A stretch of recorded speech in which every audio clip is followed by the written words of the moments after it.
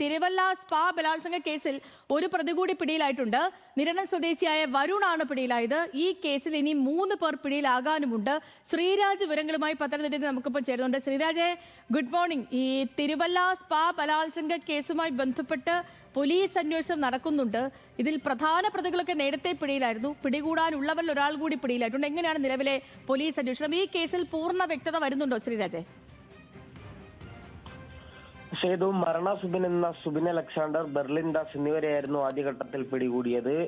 ഇപ്പോൾ മൂന്നാമനായി വരുണിനെ പിടികൂടിയിരിക്കുകയാണ്. എറണാകുളം സ്വദേശിയാണ്. എറണാകുളം ജില്ലയിലെ ആലുവയിൽ നിന്നുമാണ് ഇയാളെ പിടികൂടിയത്. ഈ പ്രതികളുടെ ഫോൺ സ്വിച്ച് ഓഫ് ആവുന്നതിന് തൊട്ട് മുൻപ് എറണാകുളം കേന്ദ്രീകരിച്ചുള്ള ടവർ ലൊക്കേഷൻ ആയിരുന്നു പോലീസിന് ലഭിച്ചിരുന്നത്. അതുപോലെ തന്നെ പ്രതികൾ സംസ്ഥാനം കടന്നിരിക്കാമെന്ന ഒരു സൂചനയും പോലീസിനുണ്ട്. ഇപ്പോഴും ബാക്കിയുള്ള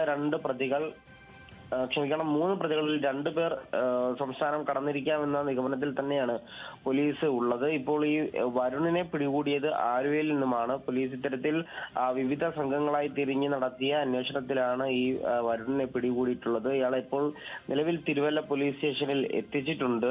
ഇതിൽ ഏറ്റവും പ്രധാനപ്പെട്ട കാര്യം, ഈ കൂട്ടബലാത്സംഗ കേസിൽ സുബിനാണ് ഇതിന് നേതൃത്വം കൊടുത്തതെങ്കിൽ പോലും വേണ്ട സഹായങ്ങളും മറ്റ് അക്രമ സംഭവങ്ങളെല്ലാം നടത്തിയതിൽ ഇവരെല്ലാവരും തന്നെ പങ്കാളികളാണ്. അത്തരത്തിൽ ഇനി 3 പേരെ കൂടി പിടികൂടാനുണ്ട്. അതിൽ 2 പേർ വിദേശത്തേക്ക് സംസ്ഥാനത്തിന് പുറത്തേക്ക് കടന്നു എന്ന വിലയിരുത്തൽ തന്നെയാണ് പോലീസിനുള്ളത്. അവർക്ക് വേണ്ടിയിട്ടുള്ള അന്വേഷണം നടക്കുകയാണ്. ഉടൻ തന്നെ ഈ ബാക്കിയുള്ള പ്രതികളെയും പിടികൂടാമെന്ന നിഗമനത്തിലാണ് പോലീസ് ഉള്ളത്.